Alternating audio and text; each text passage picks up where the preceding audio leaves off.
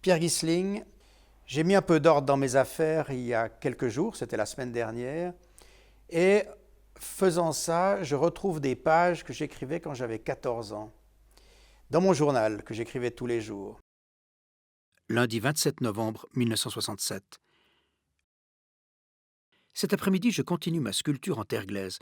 Ensuite, avec quelques copains, je discute avec ce brave Gissling, notre prof extraordinaire sur tous les points. Je n'ai jamais vu quelqu'un d'aussi sympa, les yeux vifs, le visage gai. J'ai eu Gissling déjà en troisième, mais jamais je ne l'avais autant apprécié comme ces temps. Il est jeune encore, et nous comprend mieux que n'importe quel autre prof. Il ne veut pas jouer le rôle de pion, dit-il. Je m'emballe, mais je suis sincère, ce personnage est de ma plus haute estime. Je suis arrivé sur ce constat-là et je me suis dit, mais c'est vrai, Gissling m'a marqué énormément. Je pense que beaucoup de choix que j'ai faits dans la vie, y compris celui d'être réalisateur aujourd'hui, ont été influencés par lui. Et au fond, il serait temps que je lui dise merci. Et donc, je prends contact avec Pierre, qui me dit qu'il est un peu surpris de ce téléphone, d'autant qu'il m'explique être malade, être gravement malade, et que ça le frappe d'avoir tout à coup ce téléphone. Alors, voilà, tout s'est décidé assez vite, et on se retrouve quelques jours plus tard. C'est un grand moment pour moi d'être en face de quelqu'un qui m'a comme ça marqué. Ça me fait très, très plaisir. Alors voilà, il y a tout cet élément de bonheur que j'ai envie de communiquer au départ de cette aventure avec toi. C'est vrai que c'est assez miraculeux, ce livre intime où tu notes un peu tes réactions avec les profs. Ça remonte à des dizaines d'années, tout ça, ça flatte un peu son ego. Et je dois dire qu'en même temps, je suis ravi, puis en même temps gêné, parce que j'ai vécu ça comme ma vie de prof, donc, comme une chose naturelle. Mais les échos que j'ai, surtout avec le recul, forcément, viennent confirmer que le chemin que j'avais pris, non pas de manière active, précise, ponctuelle, était la bonne, parce que les échos viennent, les échos viennent des 10 années plus tard, mais c'est quand même très important.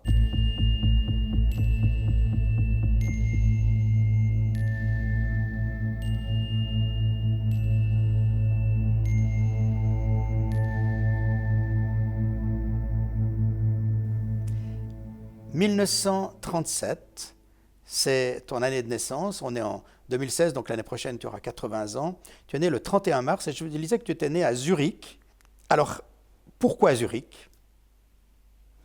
Eh bien, tout simplement parce que ma famille était installée à Zurich. Mon père travaillait dans les assurances et de ce fait, nous étions toute la famille à Zurich et c'est là que je suis né. J'ai gardé quasiment pas de souvenirs de cette période parce que c'était la petite enfance. Le père travaille à Zurich. J'ai une sœur également qui est mon aînée. Et nous y restons jusqu'à ma première année primaire. Ma mère est très francophone dans le sens que elle y est restée 27 ans, mais elle n'a jamais appris l'allemand, par exemple. Elle savait, on était moi-même aussi. Mon souvenir le plus tendre et merveilleux, c'est que l'école était éloignée du lieu où nous habitions, et ma sœur aînée m'amenait à l'école. Et pour dire que je devais tenir la droite de la route, elle prenait un brin d'herbe et puis elle attachait ce brin d'herbe à mon index en disant « tu dois marcher le côté où est le brin d'herbe ». Voilà une des choses qui me marque. C'est bien dérisoire, mais c'est assez sympathique. Alors ta mère, quel était son milieu familial à elle? On m'a dit une francophone. Comment elle s'appelait, nom de famille? C'est une Savary. C'est un milieu c'est protestant. C'est une grande famille vaudoise. Ils sont tous un peu pasteurs, ou ils l'ont été, ou professeurs. J'effrayais ma mère parce que, aimant les animaux, je revenais les poches bourrées de grenouilles.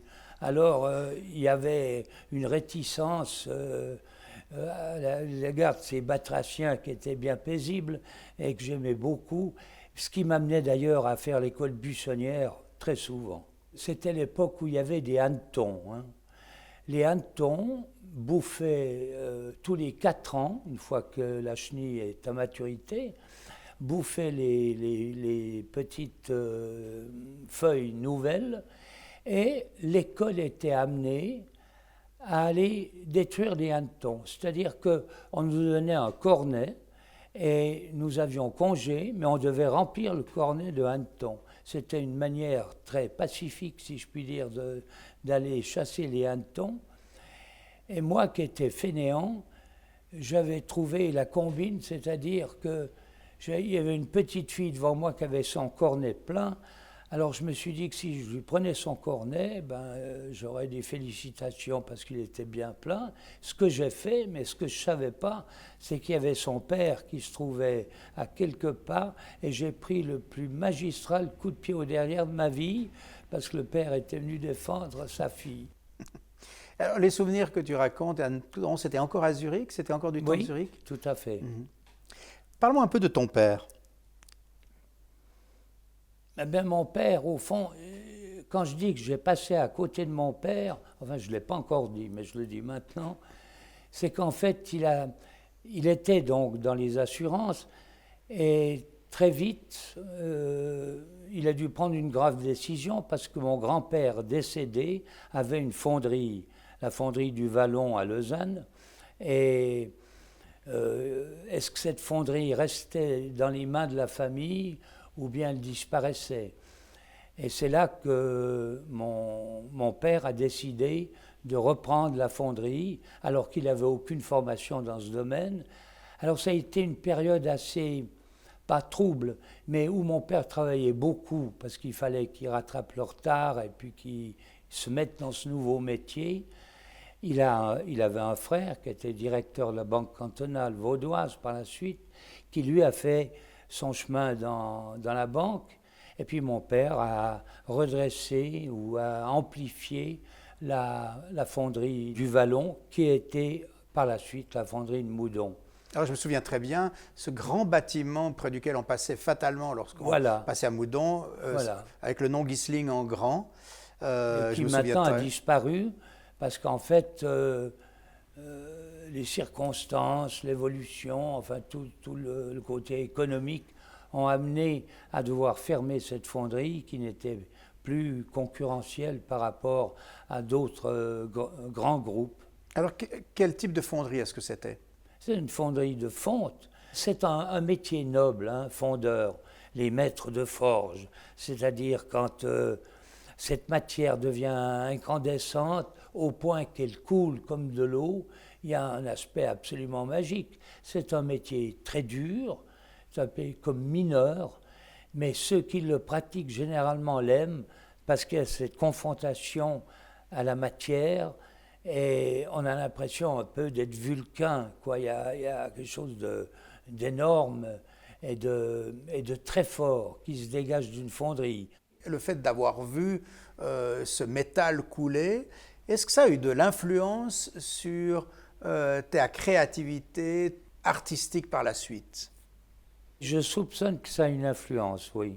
Parce que c'est de la matière et je suis proche de la matière.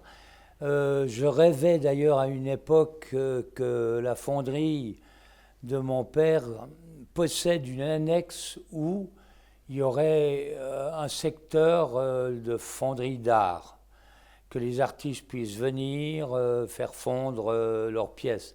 Ce qui a eu quelques tentatives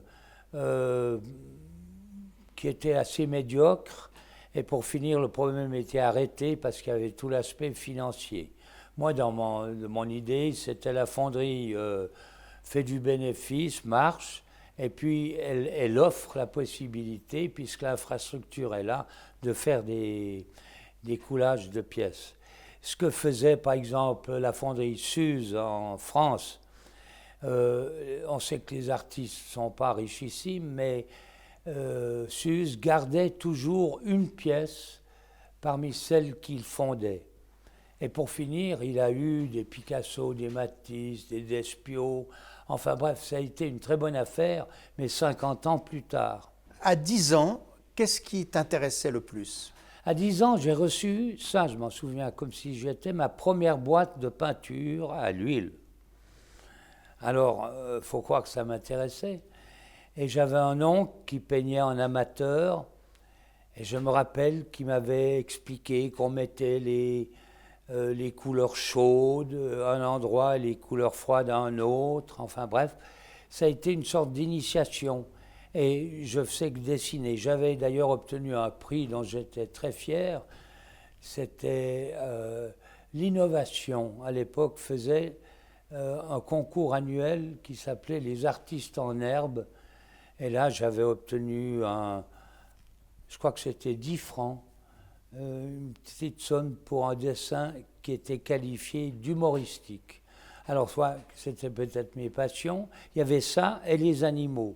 Alors les animaux, Et les animaux, ben, dans la mesure du possible, il y a eu bien des misères. J'avais des aquariums où les vitres se fendaient, on revenait à la maison, les poissons étaient sur le tapis. Enfin, c'était une histoire sans nom. C'était une passion, ou alors les souris, qui c'est le désespoir de ma mère aussi, parce qu'elles proliféraient à une vitesse grand V. Alors il fallait aller lâcher les souris. Mais j'ai eu une enfance très sereine. Pour moi, c'est quasi paradisiaque. Il n'y a pas de douleur, il n'y a pas de souffrance. Un peu comme une herbe folle qui pousse, qui est bien. J'étais, j'allais dire, un homme heureux. Ben, je le suis toujours, mais c'est un peu ça. Mais je détestais l'école. Ça, c'est alors... et je l'ai toujours détesté. Je me rappelle avoir dit à un moment donné, je serai prof, comme pour me venger de l'école que j'aimais pas. C'est-à-dire faire l'école autrement. Parce que l'école, c'était... et j'étais d'ailleurs le dernier de la classe. Hein. C'était l'époque où on notait le niveau de l'élève, et Gissling était le dernier de la classe. Ce qui a permis à mes nièces par la suite, quand ses parents les grondaient parce qu'elle n'allait pas bien, en disant « Oui, mais l'oncle Pierrot, lui, il était dernier de classe, il a quand même fait ce qu'il a fait. » Alors elles l'ont ressorti des années après. qu'est-ce que tu n'aimais pas dans l'école?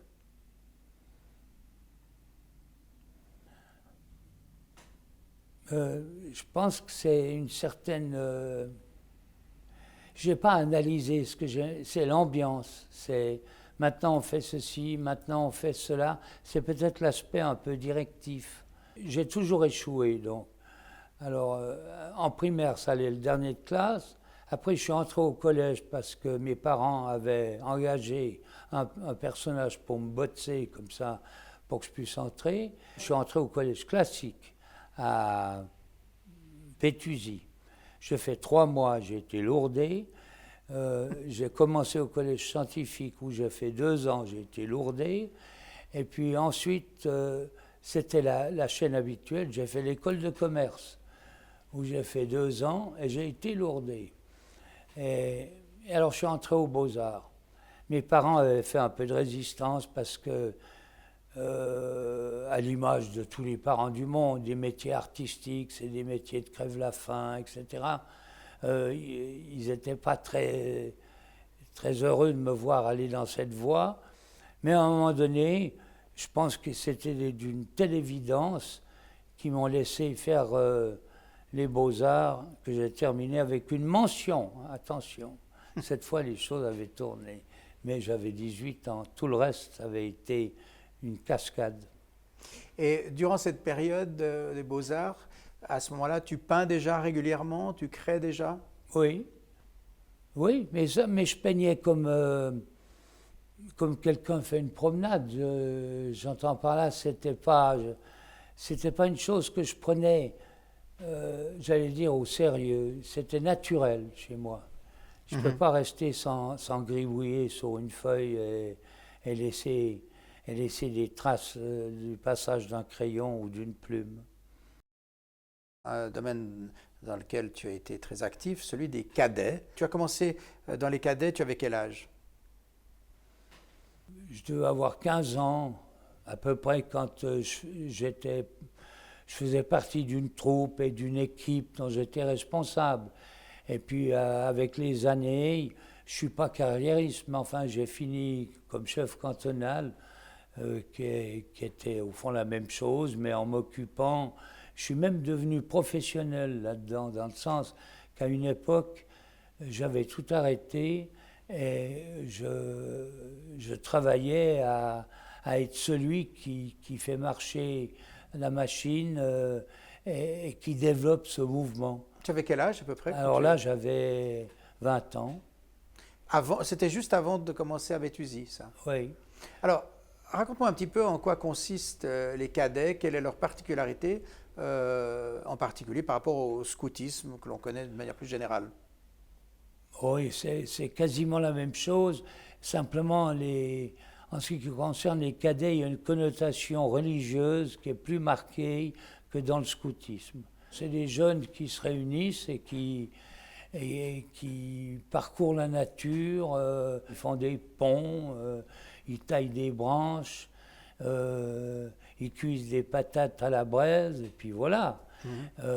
À côté de ça, c'est une magnifique école de vie, parce que j'ai remarqué que par la suite, tous ceux qui sont engagés assez forts dans ces mouvements ont pris des responsabilités dans la vie par la suite.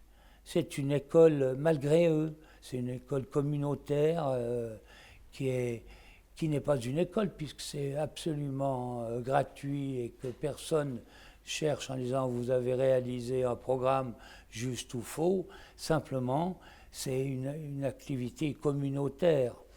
Et nous sommes faits pour vivre ensemble. Alors voilà, c'est une école de vie, je trouve, qui est une belle école. D'abnégation aussi, dans certains moments. Tu disais, il y a un fond chrétien. Sous quelle forme? Comment est-ce qu'il se manifestait, en fait, ce fond chrétien? Il y avait une structure qu'on avait prise qui était issue de la chevalerie. Alors ça correspondait très bien à cet âge. Alors il y avait des pages, il y avait des chevaliers, il y avait enfin différents grades. Et quand un d'entre nous était adoubé pour devenir chevalier, ça se passait dans une église où on l'adoubait avec ce qui se passe encore maintenant dans d'autres lieux, avec une épée, en frappant sur l'épaule droite ou gauche, je ne me souviens pas, mais disons qu'il y avait ce cérémonial de la chevalerie qui est un mouvement religieux, quoi. Enfin, le chevalier défend la veuve et l'orphelin, il se bat pour son Seigneur et pour Dieu. Mais c'est ça l'aspect concret. Alors, c'est là que, disons... Bon, par la suite, je suis devenu, et je le demeure, assez mécréant. Hein. Quel type d'éducation religieuse est-ce que tu as reçu? Est-ce que tes parents te donnaient cet enseignement eux-mêmes? Bon, il y a une part. Ma mère étant fille de pasteur, forcément la bûche tombe pas loin du tronc. Et puis on a suivi le catéchisme et ces choses-là. Quelles sont les valeurs tirées de cet enseignement que tu as gardées? Je pense que c'est l'amour, tout simplement. On en parlait, il était présent dans les sermons et dans l'enseignement? Oui, c'est la compassion, j'aime bien ce mot. C'est l'autre.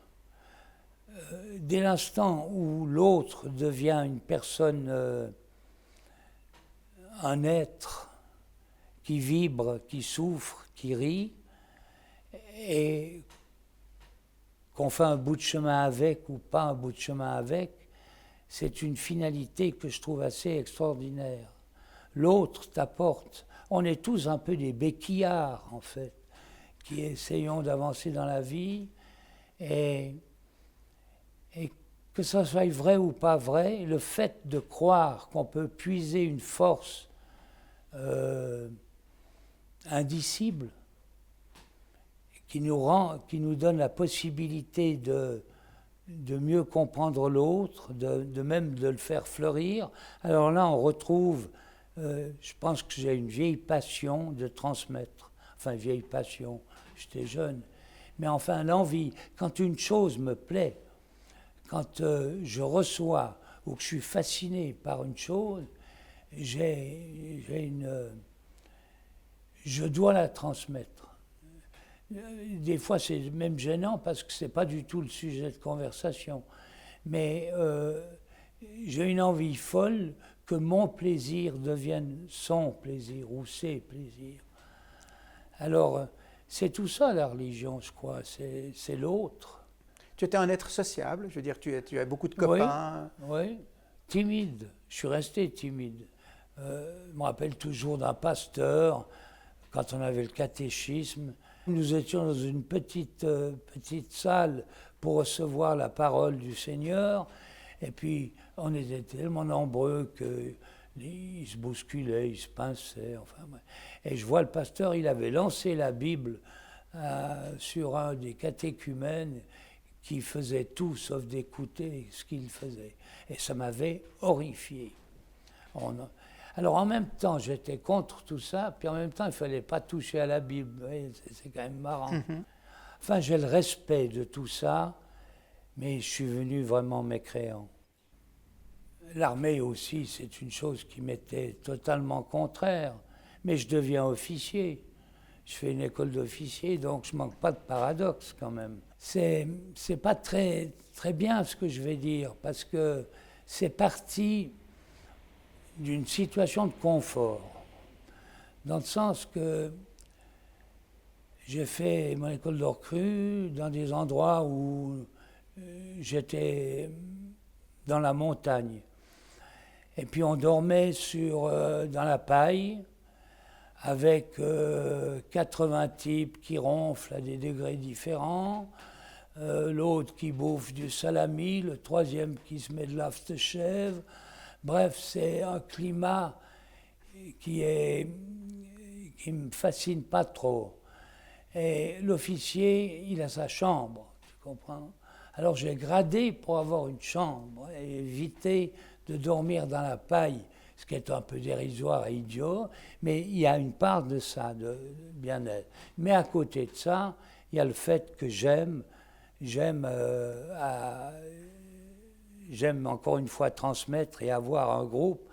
Je me rappelle très bien ce qui n'est pas la tâche de l'officier. Donc, dans la section de mon commandement, il y avait un type qui était très bien, et je lui avais dit, vous devez me dire, quand vous sentez qu'il y a quelque chose qui ne joue pas dans la section, venez m'en parler, puis on tâchera de trouver une solution. Et il avait notamment un carnet où il devait relever les gens qui recevaient une lettre ou un paquet pour savoir comment ça menait. Et il y en a un qui ne recevait rien. Alors on lui envoyait des lettres, vous voyez, parce qu'on l'avait relevé. Et ce type, il a passé un service militaire, il m'appelait Pierrot Ghisling, mon lieutenant, parce qu'il était un peu simple comme ça. Alors il prenait la position, puis il disait Pierrot Ghisling, mon lieutenant. Je lui dis mais c'est pas comme ça, mais ça fait rien. Mais un type dévoué, mais les lettres qu'il recevait, que j'écrivais donc, ça le fascinait. Ou alors ces types, il y en a un qui faisait la gueule tout le long, c'était le seul qui était marié, qui avait un enfant, et il a perdu son travail quand il a fait son école de recrue. Mais ce qu'on oublie, c'est qu'il y a un service social à l'armée.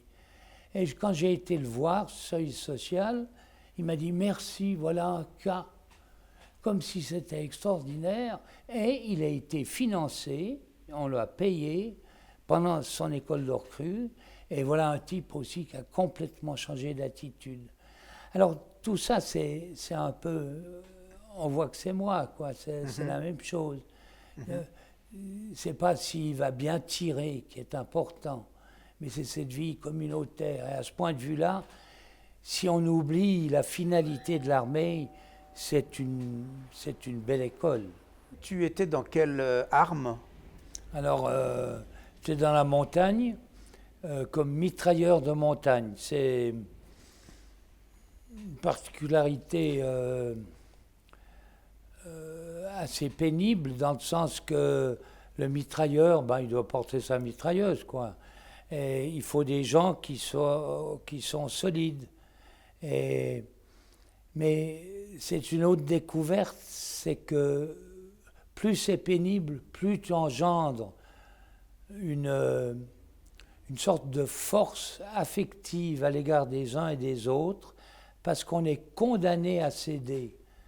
Et je trouve que c'est intéressant, cette condamnation. Par exemple, porter à la place d'un autre qui est plus faible, et ça, je l'encourageais beaucoup. Et moi-même, je portais mon sac et les armes comme le soldat, dans le sens qu'il n'était pas derrière en disant écoutez mes braves, passez à droite, passez à gauche. Non. Et c'est bête à dire, moi je suis plutôt antimilitariste, tout au fond de mon cœur. Mais et là je me répète, le fait d'être condamné à céder, à travailler ensemble est d'une telle richesse quant à la fin que j'en oublie la finalité pour recevoir le bénéfice de tout ça. Et on retrouve toujours la même chose, il reste l'amour. Que l'autre soit aimé, même dans un cadre qui n'inspire pas nécessairement l'humanité, quoi. Ce que je reprocherais à l'armée, c'est que par moments, entre autres, c'est le non-respect de l'individu. C'est-à-dire quand il est avili par des exercices imbéciles, soi-disant, pour former son caractère. Est-ce qu'à ce moment-là, tu avais déjà un regard politique sur ce qu'elle représentait, cette armée? Moi, je pourrais la poser autrement. Si on disait tu as la capacité de supprimer l'armée, est-ce que tu la supprimerais ou pas? Par exemple. Hein? La même chose. Et je ne sais pas. Au fond de moi-même, je supprimerais quand même. Je crois qu'on est arrivé quand même à une époque où il faudrait comprendre qu'on peut vivre autrement qu'avec une armée. Mais ça, c'est de l'utopie à l'état pur, donc 24 carats, ce que je dis. Mais ça n'empêche pas que ça vaudrait la peine de le tenter. Et à l'époque, beaucoup plus qu'aujourd'hui, l'armée était un véritable pouvoir, on dit même un État dans l'État, hein, puisqu'il fallait être gradé. Il y avait la promotion sociale, il y avait le fait d'être gradé, t'ouvrais des postes. À l'époque, quand tu as deux individus qui postulent pour un même poste, un est officier et l'autre pas, s'ils ont les mêmes qualités, je pense qu'on prendra l'officier parce que c'est un plus. Ce qu'il ne faut pas, c'est qu'on le nomme parce qu'il est officier, parce que là, c'est la combine. Mais ça peut être, c'est une belle école. L'école centrale à Berne de 3 mois, c'est une école où je l'ai rotée comme c'est pas possible, hein, physiquement. Je l'ai faite en hiver en plus. Mais par ailleurs, par la suite, tu as été aussi un défenseur des objecteurs de conscience. Ouais, alors comment ça s'est passé à la fois la vision de l'officier qui accepte de gravir ces échelons dans les hiérarchies militaires, puis en même temps celui qui reconnaît le droit à l'autre d'objecter? Tout à fait. Mais toute ma vie jusqu'à maintenant est faite de ça. J'entends, il y a très souvent l'inverse. Moi, l'objecteur de conscience, je me suis battu assez vite pour un statut pour objecteur de conscience. Par le simple fait qu'on retrouve le respect. Si la personne est sincère, alors là, c'est une autre question, mais on part de cette idée qu'elle l'est, je dois la respecter. Et en Suisse, comme on est toujours moitié-moitié, etc. J'ai eu une ou deux réunions avec Paul Chaudet, qui était président de la Confédération à l'époque. Et au fond, la plupart d'entre eux étaient d'accord, mais avec une sorte... il y en avait d'autres qui, c'était d'une sottise sans nom. Ils avaient l'impression que si on ouvre la porte aux objecteurs de confiance, ils vont tous se précipiter là, puis qu'il n'y aura plus d'armée. C'était un peu simpliste, même très simpliste, mais c'est ce qu'ils pensaient. De toute façon, il faut être solide pour être objecteur, parce que c'est une décision. J'ai risqué de devenir objecteur de conscience. J'étais à 2 doigts, mais je crois que je n'étais pas assez fort. Et c'est l'époque où j'ai rencontré Bernard Clavel, qui est un grand antimilitariste, mais avec une classe extraordinaire. Ça, tu avais quel âge quand tu as rencontré Bernard Clavel? Hein? Tu avais quel âge? Alors là, j'ai 30 ans. Ah, donc c'était l'officier qui a failli devenir objecteur, c'est ça? Ouais. Ma rencontre avec Clavel, je venais de finir une série ces séries de 13 émissions pour favoriser la création artistique, donc à la TV, ces séries de 26 minutes.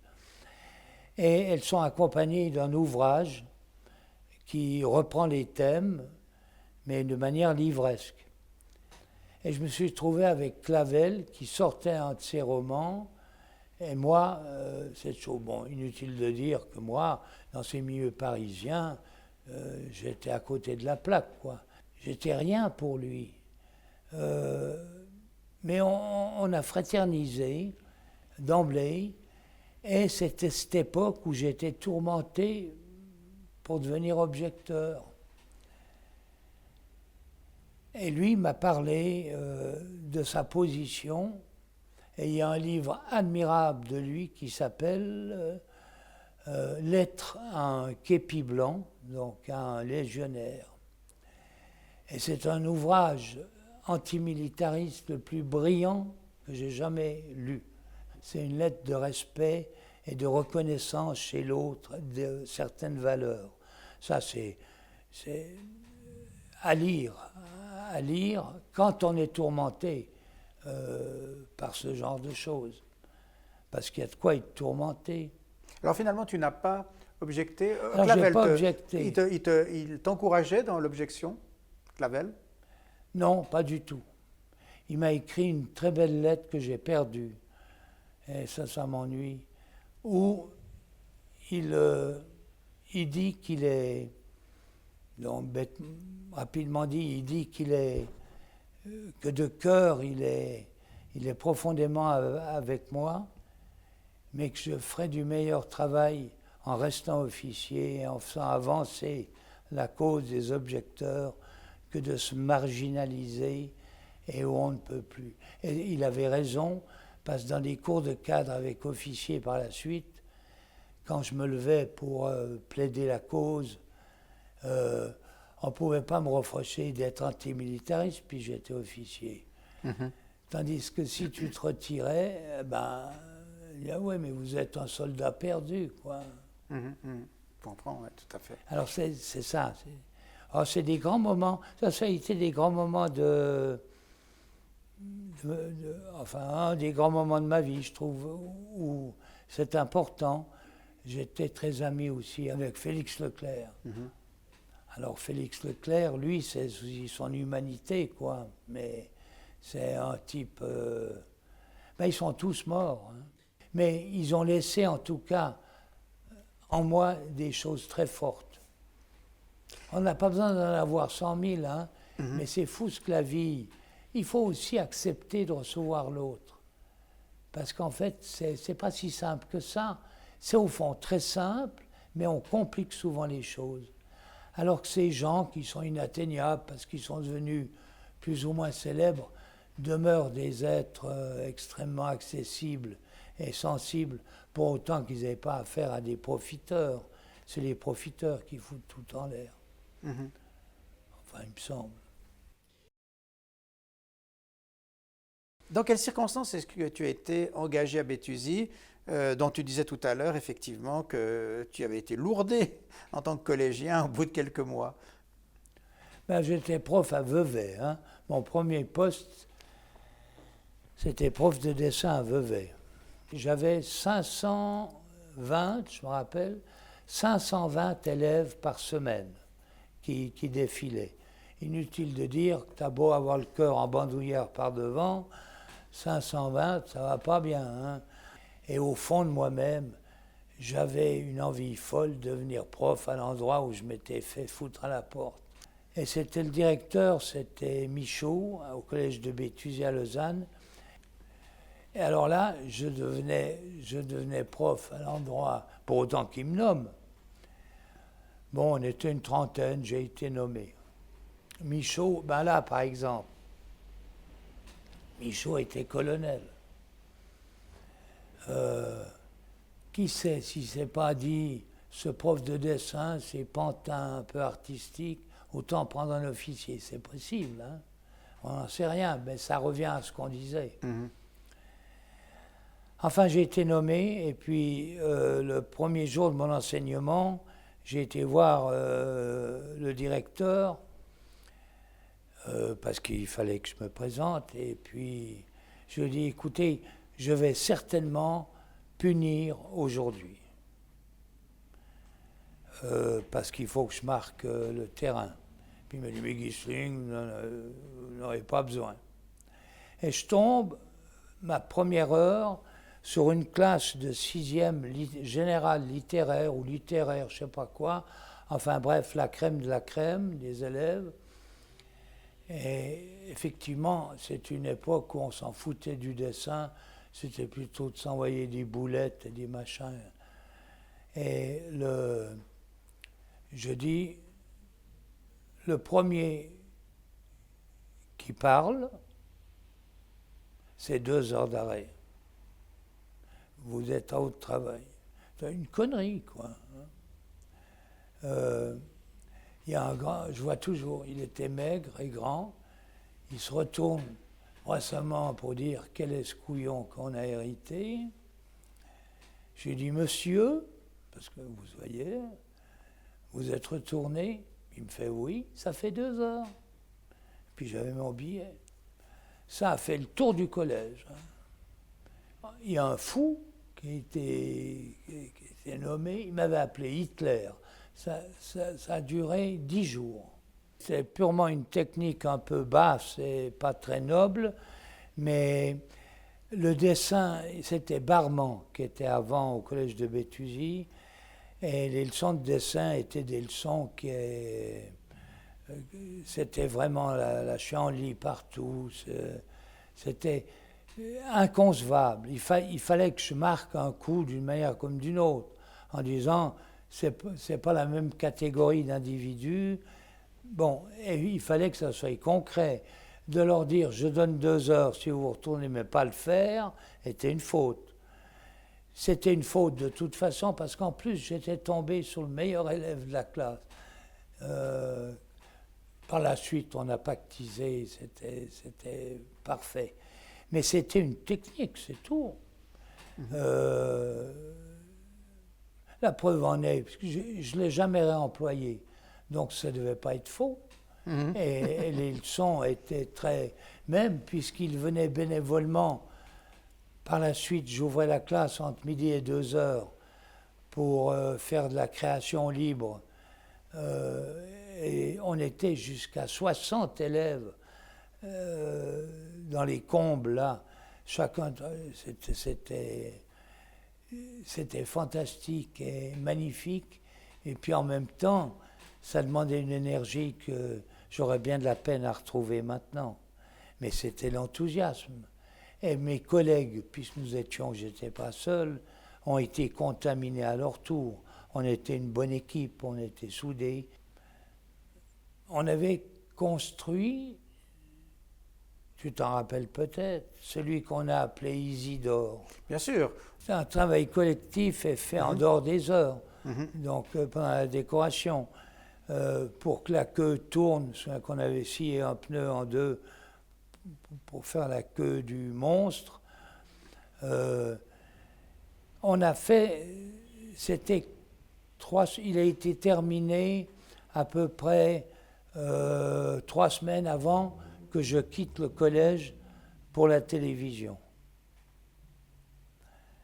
Et avec un manque de savoir-vivre élémentaire, le lendemain de mon départ, un camion des ordures de la ville de Lausanne est venu, a pris ce monstre et a été le jeter. C'était pas très élégant. Et les gamins, pendant 3 semaines, ils venaient et ils mettaient une couronne à l'emplacement où Isidore était. C'est joli.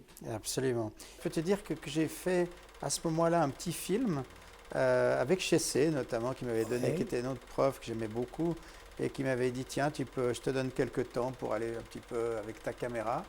Et j'ai pas manqué de filmer Isidore.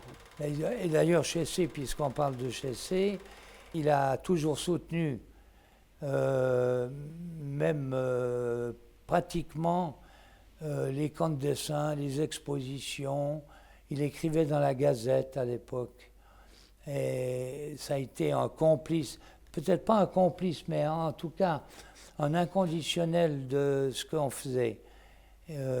C'était important pour moi aussi, parce que autrement il y avait la vieille garde du collège classique, où tout ce qui était ce genre était considéré par des choses mineures qui n'étaient pas intéressantes. J'en ai pas du tout souffert. J'aimerais que tu nous parles un petit peu de ce que tu as en toi comme jeune enseignant et ce que tu veux transmettre. Oui, le passage comme prof de dessin à Béthusie est une aventure dont je garde le meilleur des souvenirs. La leçon de dessin est en même temps une leçon un peu allégée, puisque on ne doit pas travailler d'arrache-pied, on est dans un moment de dilettante, on peut se laisser aller, mais tout en travaillant. C'est quand même un moment de loisir. Mais il est trop bref. M'est venue l'idée d'avoir des après-midi actifs dans le domaine de la création artistique, sous forme de loisirs que l'on faisait, auxquels on adhérait ou pas. C'était purement une rencontre dans la créativité. Et là, je pars à Paris, je suis invité à l'école des hautes études pédagogiques qui était installée à Sèvres. Et là, je ne devrais peut-être pas le dire, mais c'est quand même rigolo, parce qu'on est un pays très tourné du côté de Paris, du moins à l'époque. Alors j'ai été invité et j'ai profité de ce stage d'une année à Paris pour introduire dans le canton de Vaud ce que j'avais envie de faire, c'est-à-dire les camps de dessin. Alors, je suis revenu en disant, mais à Paris, ils trouvent fantastique les camps de dessin. Alors, tout de suite, puisque Paris donnait sa caution, je sentais ça manifestement, allez-y Ghisling, mais bien sûr, etc. Et les camps de dessin sont nés appuyés au fond, alors que je ne foutais rien à Paris. Mais ça a été une ouverture d'esprit, j'ai été dépucelé par Paris. Et ça m'a donné du punch pour continuer. Ça m'a surtout conforté dans l'idée que l'expression créatrice était un outil étonnant pour le développement de la personne. Quand tu étais à Sèvres, tu disais que c'est de là que tu avais apporté l'idée, ils font ça à Paris. Mais tu avais vu quelque chose d'équivalent à Paris ou pas du tout? Non, j'avais l'idée déjà. Parce que donc tu avais fait croire que c'était les Parisiens qui le faisaient, voilà, pour faire passer ton idée. Mais l'idée était de toi. Voilà. Et ça a très bien marché, justement. Ah, magnifique. Parce qu'en fait, Belle à l'époque, je m'occupais En plus de l'enseignement des unions chrétiennes de jeunes gens, il y avait les cadets. C'est pour ça qu'il y a ce mot camp qui est un peu malheureux. J'aime pas. Il n'est pas très adéquat. C'est plutôt un stage ou enfin, peu importe. Mais le fait que j'étais chef cantonal des cadets m'a certainement titillé au point de dire on ne fait plus des après-midi comme les Boy Scouts le font, on travaille à la créativité, mais avec une structure qui est proche de celle des autres, des camps. Alors est né les camps de dessin, c'est-à-dire de partir pendant une bonne semaine et de pratiquer le dessin, la peinture, la photographie, la poésie, enfin tout ce qui permet de s'exprimer. Alors je n'entre pas dans le détail de l'organisation, mais disons le pourquoi des camps de dessin est venu pour avoir une plus grande richesse et qu'on puisse adhérer à la créativité en y consacrant le temps qu'on veut. Je me rappelle d'une fille, une jeune, elle avait 16 ans je crois, et j'étais un peu insomniaque ce jour-là, et vers 1h, 2h du matin, je faisais un tour dans le camp, quand je vois cette jeune fille qui était en train de peindre sur un énorme panneau, à 2h du matin, éclairée par une lampe phalo, d'une main et le pinceau de l'autre. Elle avait une fringale, elle avait une envie telle qu'elle voulait le silence aussi, vraisemblablement. C'était un moment magique parce qu'en pleine nuit, vous pouvez imaginer à quel point l'image était quasiment surréaliste et en plus elle était très douée pour saisir les choses infimes, difficiles à exprimer. Mais la nuit, le silence, personne à côté de soi lui permettait de créer une chose assez étonnante. Ça, c'est les anecdotes des camps de dessin, il y en aurait des milliers, car au fond, tout en étant un collectif, chacun travaillait dans le sens qu'il souhaitait. C'est vraiment un bouquet de richesses parce que chacun devient l'élément positif pour l'autre et explose la créativité qu'on ne peut pas définir. Définir la créativité, elle est chez chacun d'entre nous, elle est personnelle.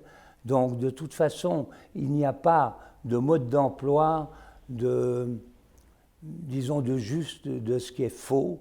Le commun dénominateur, c'est d'être et de faire. Même si on se trompe, même si on s'encouble, même si le résultat est, aux yeux de celui qui le fait, médiocre, l'important c'est d'être en route et de faire les choses, et puis ensuite de se retirer un peu pour voir si ce que l'on rêvait plus ou moins consciemment est devenu une réalité. Il faut dire que les camps de dessin qui vont se faire en France, en grande partie, c'est dû au fait que, après les camps qu'on faisait à Payerne, je me rappelle très bien avoir dit, si vous voulez faire un autre camp ailleurs ou à l'étranger, débrouillez-vous, trouvez une maison, quelque chose où on peut venir. Et il y avait une des filles qui était très accrochée, qui a trouvé une baraque qui appartenait à une société évangélique dont j'ai oublié le nom. C'est là qu'est né les camps à Diolfi, joli nom, en 68, qui, avec le recul, a pris une dimension quand même assez extraordinaire. Et nous allions, depuis Diolfi, qui se trouve à peu près à 100 km d'Avignon, nous allions assister toujours à un spectacle. C'était l'époque où Béjart donnait le sac du printemps. Et ça a marqué toute une volée de jeunes qui ont assisté à ce sac du printemps, qui était absolument extraordinaire dans la cour du château des Papes.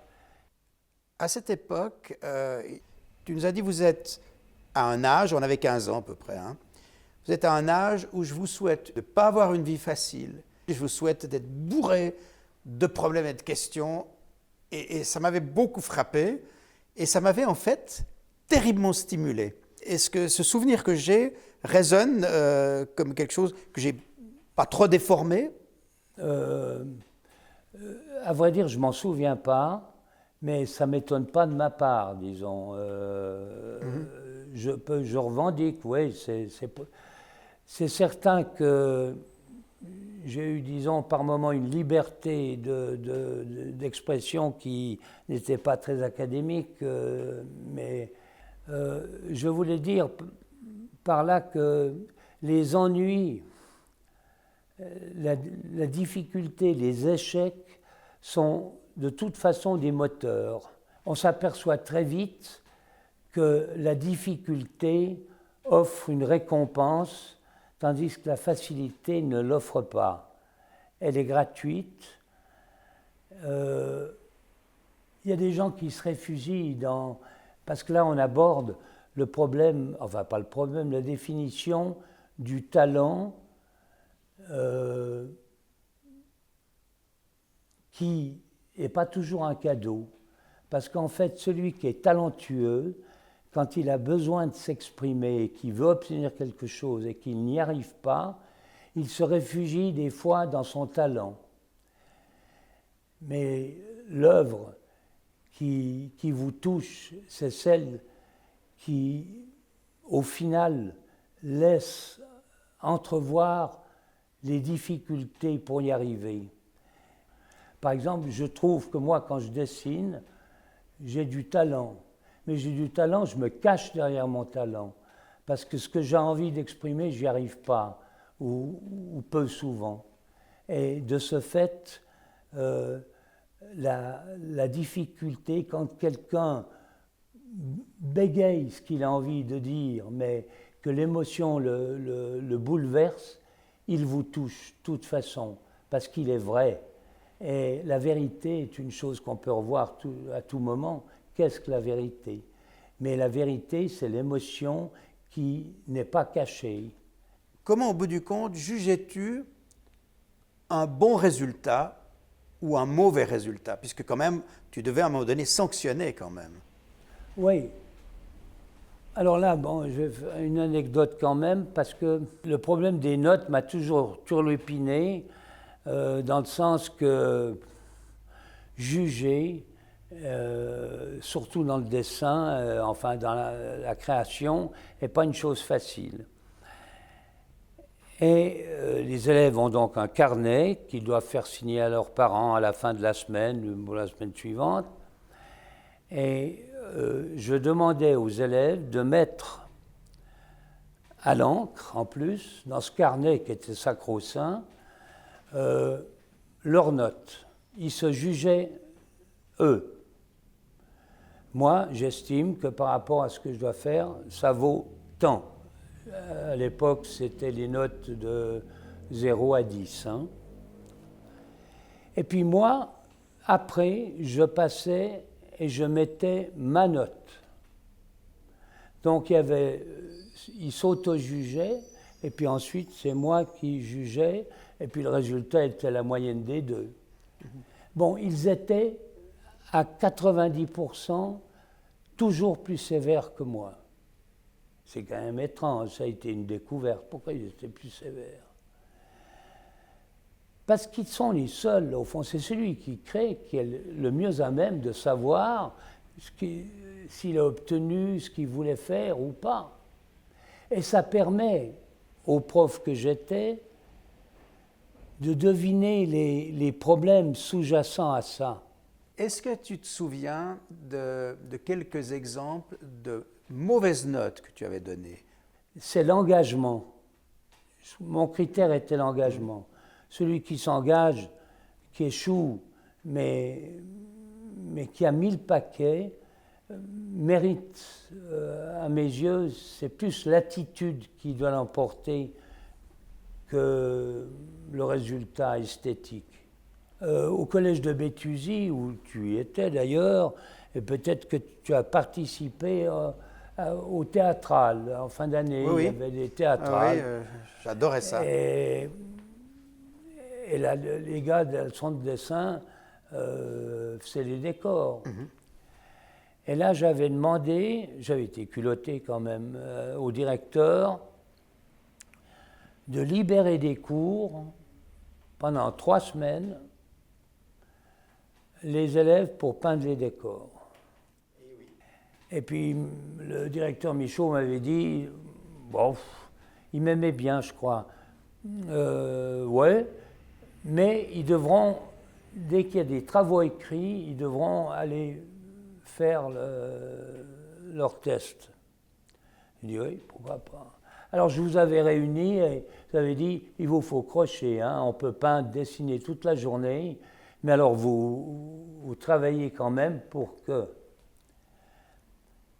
Et le résultat a été que parmi les tests qui avaient été faits pendant ces 3 semaines, il y avait des meilleures notes que d'habitude, parce qu'ils avaient joué le jeu.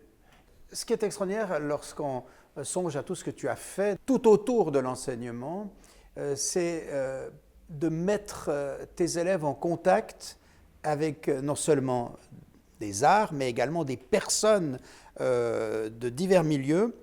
Et je pense par exemple des comédiens. Il y avait Pierre et Mousse Boulanger. Tu amenais ces gens, tu les connaissais bien. Qu'est-ce qu'ils étaient pour toi? Avec les Boulangers, ils étaient parents de Grégoire. Et c'est Mousse qui raconte ça, qui m'a dit ça beaucoup plus tard. Il était rentré une fois à la maison et avec un dessin qu'il avait fait dans les cours. Et il avait fait un arbre bleu, tout bleu. Et puis, paraît-il que je m'étais extasié sur cet arbre bleu, je trouvais d'ailleurs très beau. Alors il est arrivé à la maison en donnant le dessin à ses parents, et les parents se sont dit, on aimerait rencontrer ce prof qui accepte les arbres bleus. Et c'est comme ça que j'ai rencontré Mousse Boulanger, à cause de l'arbre bleu du fils, et que de fil en aiguille, ils ont participé au camp, elle favorisant l'écriture, la poésie, et Pierre l'expression théâtrale. C'est devenu des complices, ben voilà, c'est exactement ça, c'est tout simple au fond. Et toujours dans le cadre de ces camps, je me souviens que tu avais amené quelqu'un que j'entendais pour la première fois chanter, Michel Buller. Ben, Michel Buller, c'était les cadets. Ah. Il s'occupait de la troupe de Sainte-Croix, et c'est comme ça que, au fond, on se connaissait bien avant qu'il fasse quelques camps de dessin. Il en a fait plusieurs, Michel Buller, des camps. Parce que j'aimais bien l'ennui de l'enseignement en général, c'est que vous fractionnez. Vous avez ceux qui vont jusqu'à 10 ans, 11 ans, les prépubères, les pubères, les jeunes, etc. Filles, garçons, bref, on coupe, on met les choses en place. C'est embêtant, parce que ce n'est pas la vie, ça. La vie, c'est le mélange. Et c'est pour ça qu'on n'en parle pas souvent, mais je pense que c'est une des caractéristiques riches. C'était que vous aviez... Michel Buller, c'est un camp, il était plus qu'adulte. Et puis, vous avez un jeune qui avait 7 ans. Alors, c'est plus proche de la réalité, au point de vue mélange. Et ça, j'y crois beaucoup. Durant toutes ces années d'enseignement, est-ce que tu étais toi-même stimulé à créer, à dessiner, à peindre? Oui.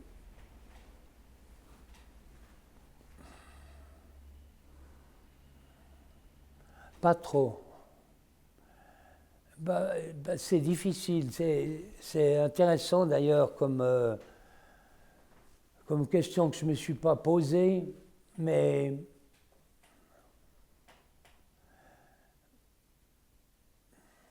moi je pense que mon expression passe par les autres. C'est-à-dire que quand je voyais fleurir le résultat d'un dessin ou d'autre chose chez un participant, tout au fond de moi-même, je m'attribuais le résultat. C'est-à-dire, s'il réussissait bien, ça voulait dire que j'avais trouvé de lui enlever les obstacles pour qu'il obtienne quelque chose. Et ça ne me stimulait pas, moi, du tout. Mais j'étais un peu le péché d'orgueil du père devant le fils qui refait un bon résultat. Alors j'aimerais qu'on ouvre un autre volet, la suite, c'est-à-dire que tu pars à la télévision, donc tu t'éloignes de l'enseignement, mais finalement tu vas quand même, à travers les émissions, continuer ton rôle de stimulateur et de personne qui fait découvrir des choses. Tout à fait, oui. Oui, d'ailleurs, je l'avais dit, je ne sais plus à quelle occasion, j'ai troqué une petite classe contre une grande classe.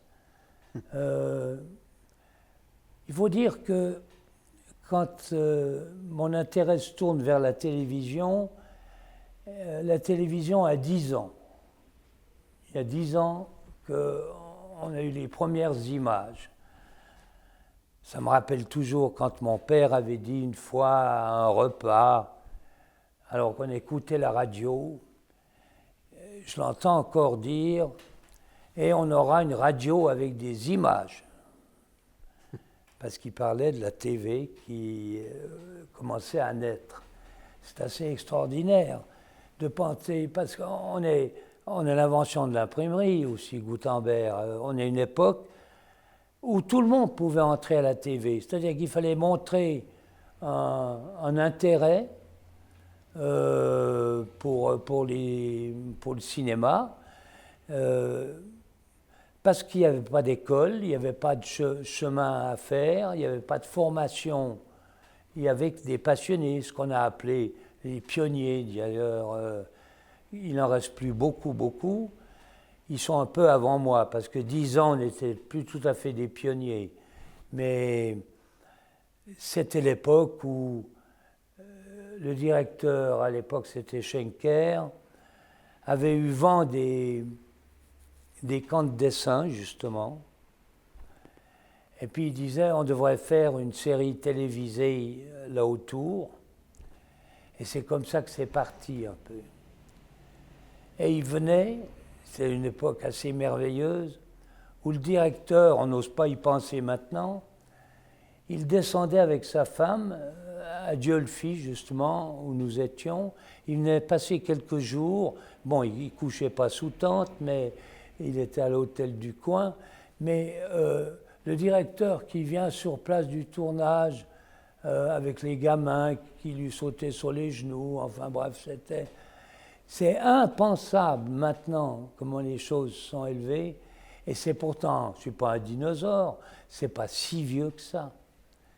Où la télé était cet élément, c'est la famille.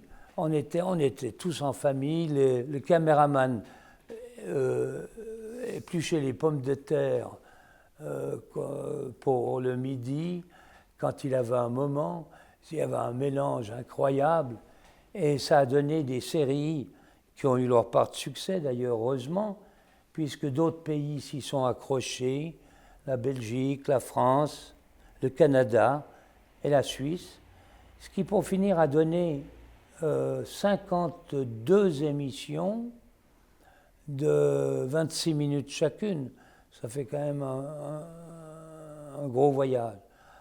Alors j'aimerais, comme nous sommes ici au cabinet de curiosité à Montreux, dans ce lieu absolument exceptionnel, qu'on aborde un élément très important de ta vie, le voyage, les voyages, et le fait que tu aies cueilli au cours de tes voyages des objets extraordinaires dont on voit ici un peu le reflet de ses habitudes. Et alors j'aimerais peut-être te demander en premier lieu comment est né le goût et la soif du voyage et quand? Oui, c'est très important. Hein. Le voyage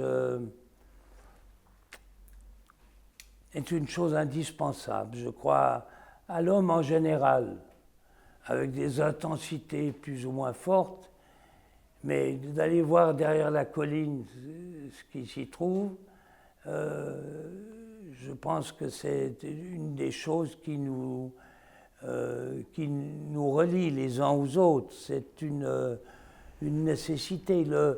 Quand on décide de partir en voyage autour de la Méditerranée, je m'en souviens à la minute près. Je rentrais, j'étais à Moudon et je revenais donc à Montreux, enfin sur les hauts de Montreux où j'habite.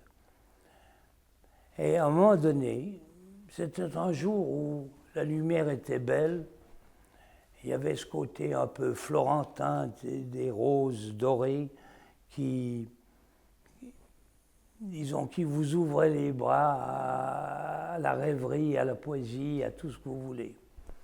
Et je suis arrivé à la maison et j'ai dit à ma femme, on va faire le tour de la Méditerranée.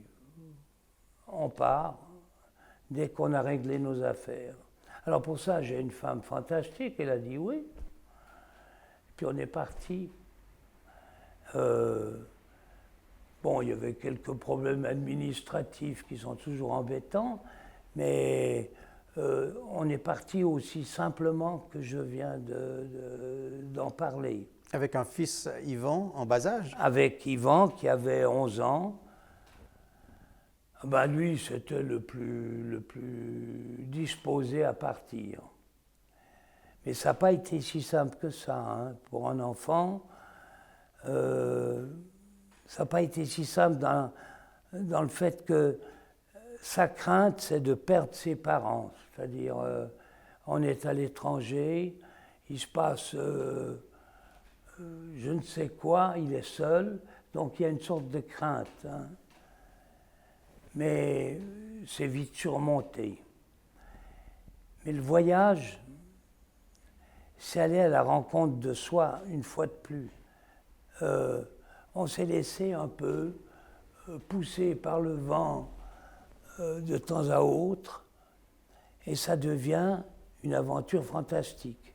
On avait abandonné, on n'avait pas de carte de géographie, pas de plan, pas de carte.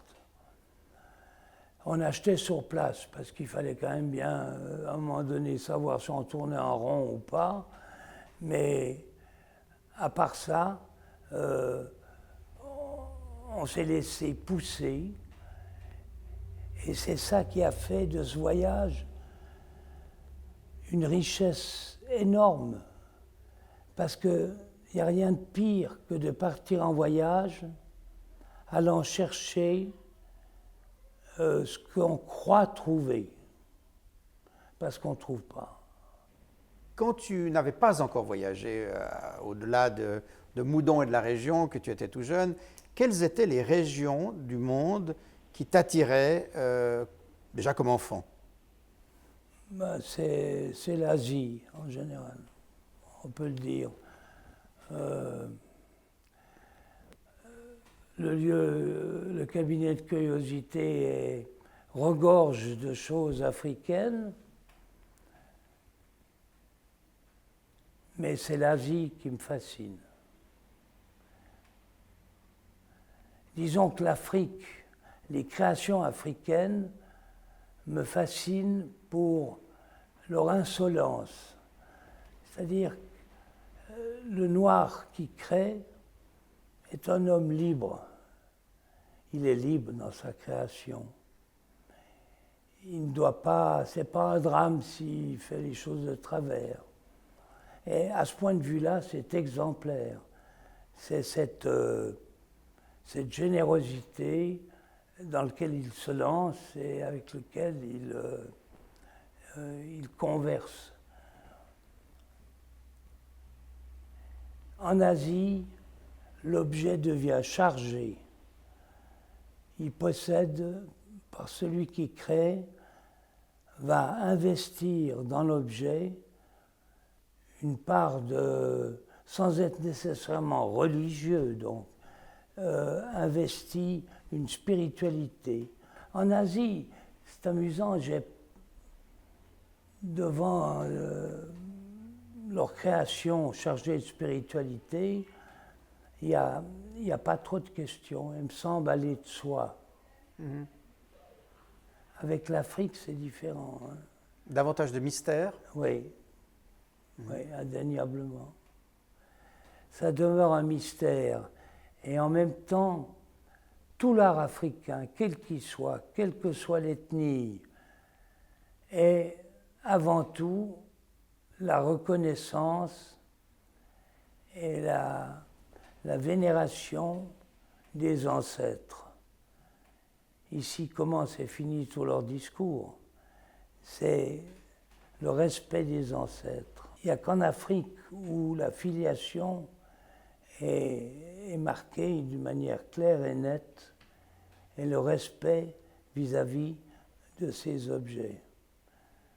Comment a démarré chez toi l'envie de ramener, je dirais, j'ai tendance à dire de cueillir ici et là des beaux objets et de les ramener? Comment ça a démarré? Ben, je ne sais plus l'heure ni le jour, mais d'ailleurs cet objet, il doit être quelque part. Ça a démarré avec les missionnaires. C'est-à-dire que les paroisses font de temps à autre une vente pour amener des financements de leur action à l'égard d'une école ou je ne sais quoi pas en Afrique. Et je devais avoir 10 ans, 9-10 ans. Et il y avait un stand où il y avait des objets africains, quoi, des objets, des petites sculptures. Et là, je suis tombé en arrêt devant une tête en ébène d'un Africain. Et j'avais dit à ma mère, j'aimerais beaucoup ça. C'est là que ça a commencé mon premier objet africain. Mais après, la collection, c'est la beauté de la chose, ou du moins le rayonnement qui s'opère, qui est intéressant. Et le dialogue entre eux. Quand on arrive à faire des relations alors qu'il n'y en a aucune réellement, ça devient hautement intéressant parce que qu'est-ce qui fait qu'à un moment donné, il y a un compagnonnage de ces deux choses qui font qu'elles peuvent vivre ensemble. Ou divorcer, parce qu'elles peuvent divorcer aussi. Au début, donc avant que cette boutique existe, est-ce que tu avais l'intention d'en faire déjà peut-être un commerce, de les revendre ou Non, jamais. Non? Pas du tout. Et donc ces objets, quels ont été pendant des années leur Oui. vie? Chez toi? Oui. Mais jamais eu l'intention d'en faire un jour commerce ou autre. Et pourtant, c'est ce que c'est devenu. Mais c'est devenu parce que ma femme, avec un certain courage, a accepté cet envahissement d'objets. Moi, j'ai mis la pédale douce à un moment donné aussi. Mais j'ai bien vu qu'on ne pouvait pas vivre comme ça. Ça devient un peu difficile. Hein. Puis après, j'ai constaté qu'on pouvait en faire un commerce, comme ça, un peu.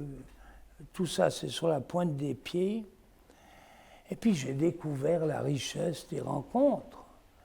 Parce que c'est ça qui est en définitive fantastique.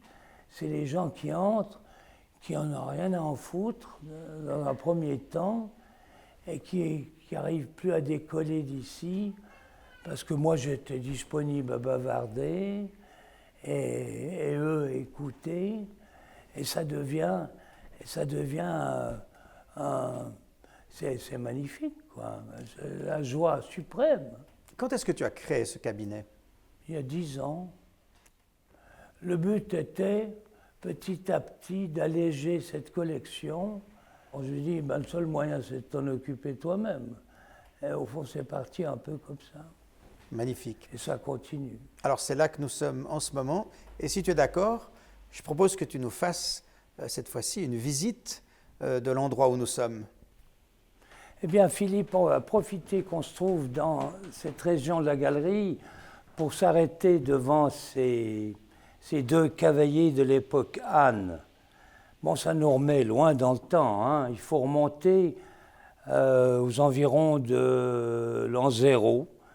Et ils ont subi un test de thermoluminescence qui prouve qu'ils ont passé 2000 ans.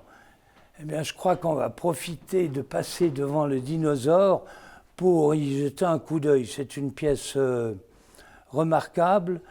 Alors lui, il vient de Mongolie intérieure. C'est de cette région que la pièce a été trouvée. Il en existe 11 dans le monde actuellement répertoriés. Ouais, j'aimerais qu'on s'arrête 2 secondes devant ces crânes sculptés. Ça peut paraître curieux de les présenter dans le cabinet de curiosité, puisqu'il s'agit de choses toutes récentes, mais la beauté des pièces, l'habileté des graveurs, je me le suis autorisé, parce que je trouve que les objets artisanaux actuellement, sur le plan mondial d'ailleurs, ne sont pas toujours de très bon goût, tandis que là, on a une démonstration que la pièce, tout en étant récente, offre les caractéristiques d'habileté des anciens artisans. Bon, je pense que ça vaut la peine de s'arrêter un petit moment sur ces anges birmans. D'abord parce qu'ils se dégagent de leur visage, de leur position, je trouve une haute présentation de spiritualité. Ils semblent voler, ce qui est la caractéristique des anges, mais c'est l'habileté aussi des artisans qui, frappant une feuille de laiton, vraisemblablement, se sont mis à les faire vibrer. Et on imagine que dans le temple où ils se trouvaient, s'il y avait un peu de vent, ils devaient impressionner celui qui passait. Quant à leur visage, il est étrangement serein, et vous avez peut-être remarqué qu'il y a quelques perles semi-précieuses qui subitement, dans ces choses qui sont un peu érodées, donnent un éclat et une vie qui nous interpellent. Et ça, c'est un objet qui a à peu près 100-150 ans, à peu près. C'est ça, même un peu plus peut-être. Et puis il y a le cavalier birman. Le tout est assez fort parce que c'est toujours difficile avec un cheval, parce que de faire en sorte qu'il soit positionné sans paraître ridicule.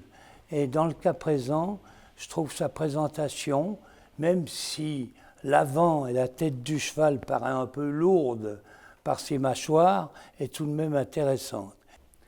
Bien voilà, on passe juste devant quelques objets qui viennent de régions différentes, mais j'aimerais qu'on s'arrête quelques instants devant ces personnages quelque peu austères qui vous regardent et vous jugent. J'emploie justement ce mot parce qu'en fait, ce sont des masques qui sont destinés à rappeler à la communauté auquel ils s'adressent les lois sociales pour qu'on puisse vivre ensemble sans se tordre le cou. C'est des masques Nilj, on dit, et qui vient de la tribu des Fang. À quel moment est-ce que la créativité, la peinture a ressurgi chez toi? Mais c'est dans les périodes de déséquilibre momentané. Je veux dire, quand ça va mal ou quand on voit l'avenir incertain, créer est le seul moyen, en tout cas chez moi, mais je crois que c'est valable pour tout le monde, d'aller chercher dans la création une forme d'équilibre et de force nouvelle. Ça, j'en suis quasi persuadé. bêtement dit, enfin c'est pas si bête, mais quand même, quand tout va bien, je peins pas. Il faut qu'il y ait quelque chose qui ne va pas pour que je me mette à... Je ne parle pas d'un travail appliqué, donc, de vraiment une création pour elle-même. Elle a besoin d'une certaine souffrance ou d'un manque. On va chercher un équilibre dans ce... On évite de tomber trop bas par la création. Elle permet de redonner l'espoir, elle permet de distraire le mental au point que vous quittez les préoccupations de tous les jours et ce qui était déséquilibre devient passion. C'est très subtil et délicat. Et ce qui est valable chez l'un n'est pas chez l'autre. Est-ce que dans ce moment, au fond, de défoulement créatif, est-ce qu'il y a aussi la volonté, à ce moment-là, d'en profiter pour faire quelque chose de valeur? C'est vraiment en montagne russe, dans le sens que quand vous êtes en plein dans une forme de création ou une création qui vous satisfait, vous êtes en route et il y a par moments une sorte de joie indicible en se disant je suis le plus grand peintre du monde. Mais ça ne dure pas, c'est ça le problème. C'est que le lendemain, ou même le jour même, il m'est arrivé de croire que j'avais touché à un truc que je cherchais depuis longtemps, et puis le lendemain, je déchirais la feuille. Un thème sur lequel tu as beaucoup travaillé, c'est le nu. Moi, le nu, je trouve que c'est fascinant dans la mesure où depuis la nuit des temps, l'homme s'est intéressé à se reproduire, j'allais dire graphiquement donc, et cette nécessité chez le nu, que ce nu soit fait il y a 400 ans ou hier, il relève des mêmes difficultés d'expression, des mêmes complications, il est éternel. Quand un nu est fini, pas autant qu'il soit fini, c'est qu'on a l'impression que tout ce qu'on va faire par la suite ne peut être que dégradation, qu'il est arrivé à ce moment où la chose, il ne faut plus la toucher. Elle devient vie elle-même, et ça c'est fascinant. Une chose que je cherche en général, c'est l'harmonie. Ça, on peut dire qu'il y a une sorte de... je suis assez éloigné de la violence, disons. C'est l'harmonie des choses. On peut tout dire, on peut même exprimer l'horreur, mais que l'harmonie demeure.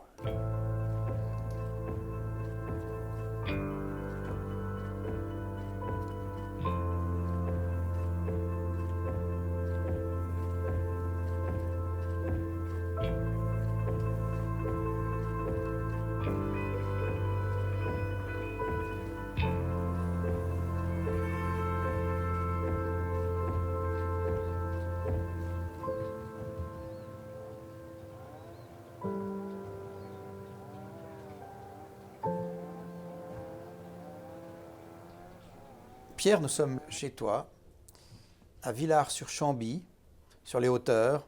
On domine par cette journée de décembre le brouillard. Le ciel est bleu ici, d'un bleu pur. Magnifique, magnifique cette maison. C'est une maison qui a à peu près 200 ans, mais c'est à l'époque les paysans qui se trouvaient plus bas passaient l'été, ils estivaient, comme on dit, en altitude avec leurs troupeaux, et quand les mauvais temps et que l'hiver s'approchait, ils redescendaient. Donc c'est une fermette d'altitude, comme on dit, ça veut être un peu savant. À vrai dire, c'est une maison des plus confortables, dont mes parents sont tombés amoureux, et nous par la suite. C'est un pays de paix ici, parce que dès que le regard se porte sur le lac emporte ce regard presque jusqu'à Genève, et on ne peut pas être méchant, on est obligé, on est condamné à être bon. Je veux dire par là que ce que la nature nous offre, à moins vraiment d'être un affreux, il nous l'offre avec une telle générosité que vous devenez détenteur d'une force qu'il vous a offert comme ça, sur la pointe des pieds, et qui fait que cette force vous accompagne durant toute la journée.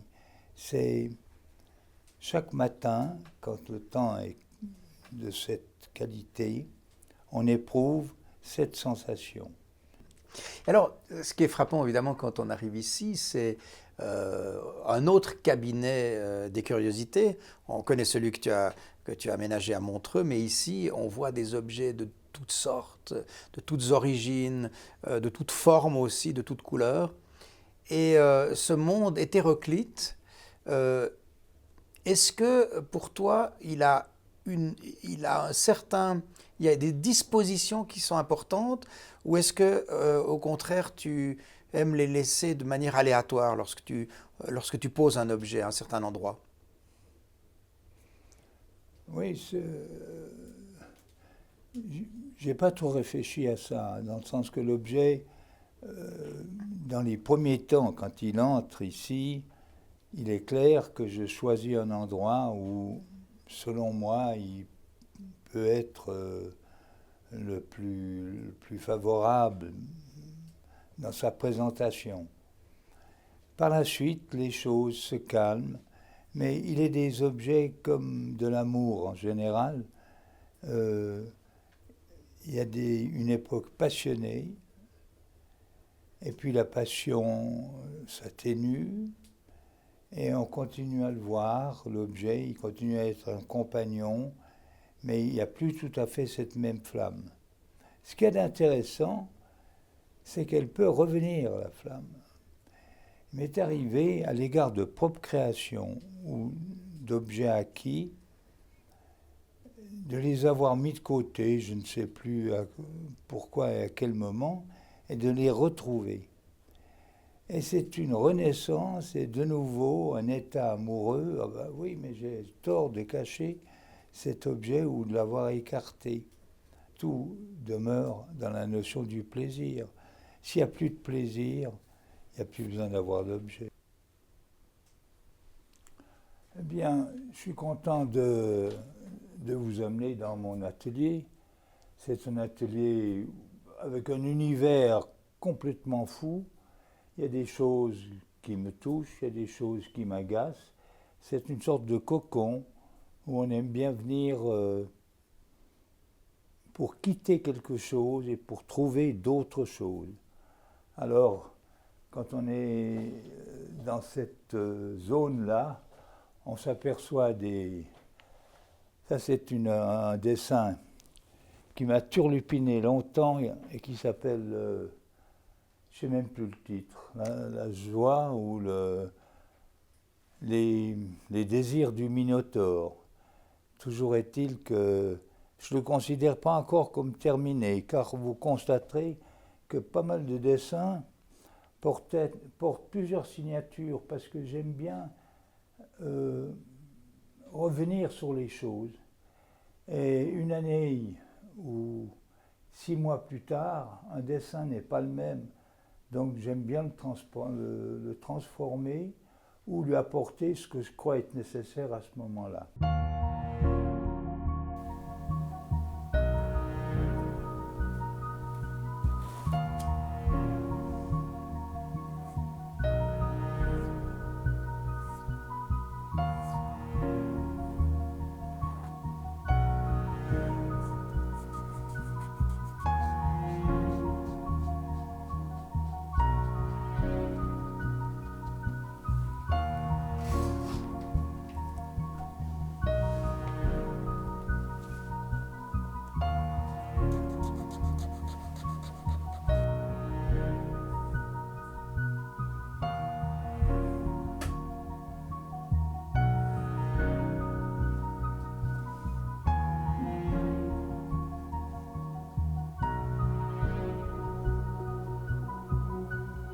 Toi qui crées, qui es sculpteur, qui es peintre, qui dessine, en ce moment, qu'est-ce qui te fait envie de créer?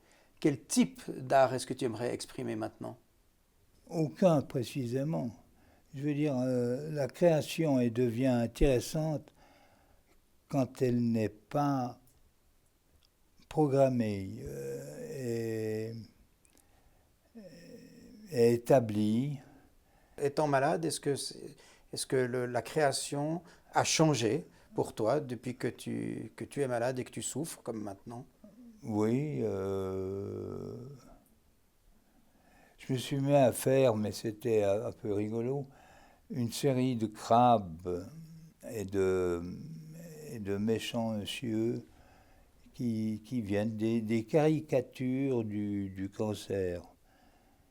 Mais je m'aperçois que la maladie est très forte et pour la dominer, c'est pas toujours facile. Alors dessin ou pas dessin, il faut la supporter. Mais ça n'exclut pas qu'actuellement, effectivement, à cause de ce cancer, eh bien, ces monstres viennent faciliter à supporter ce mal. Tu me disais la dernière fois que ce mal te donne en même temps certaines joies et certaines joies spirituelles. Certes, sans être un grand croyant, indéniablement, l'attaque, la violence de la maladie vous fait toucher les choses indicibles et vous apercevez qu'à un moment donné, ces choses indicibles viennent rayonner vers vous d'une manière très simple et vous rendre la vie meilleure, plus douce, plus belle, indéniablement.